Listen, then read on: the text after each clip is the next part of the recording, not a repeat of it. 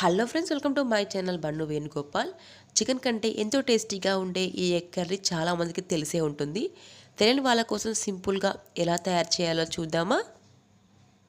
దీనికోసం ముందుగా స్టవ్ వెలిగించుకొని ఇలా మందపాటి బాండి పెట్టుకొని అందులో ఆయిల్ వేసుకొని జీలకర్ర, పచ్చిమిర్చి, ఉల్లిపాయలు, కొద్దిగా ఉప్పు వేసి ఫ్రై చేసుకోవాలి. ఇక్కడ నేను 7 ఎగ్స్ తీసుకున్నాను కాబట్టి 7 ఆనియన్స్ ఇలా కట్ చేసుకున్నాను. ఒక ఎగ్గుకి ఒక ఆనియన్ వేస్తే చాలా బాగుంటుంది.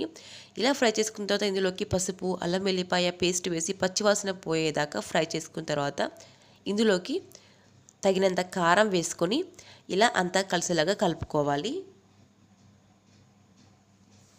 తర్వాత ఇందులో కొద్దిగా ధనియాల పొడి కూడా వేసి ఇలా అంతా కలిసేలా కలుపుకున్న తర్వాత ఇందులోకి 1 గ్లాస్ నీళ్లు వేసుకొని కొద్దిగా ఉప్పు కూడా వేసుకోవాలి. మనం ముందుగా ఉల్లిపాయలో వేసుకున్నాం కదా, ఇక్కడ చూసి వేసుకోవాలి.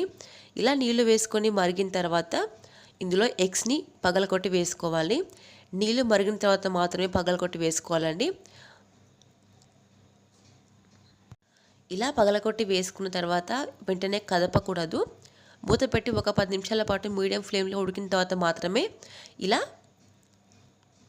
తిరగేసుకోవాలి. వేయగానే మనము కదిలిస్తే కూర అనేది నీచువాసన వస్తుందండి. ఇలా ఉడికిన తర్వాత మాత్రమే ఇలా తిరగేసుకోవాలి. ఇలా చేసుకొని ఒక 5 నిమిషాల పాటు మీడియం ఫ్లేమ్లో ఉడికించుకుంటే సరిపోతుందండి. చివరిలో కొద్దిగా లవంగాలని ఇలా దంచి వేసుకుంటే సరిపోతుంది.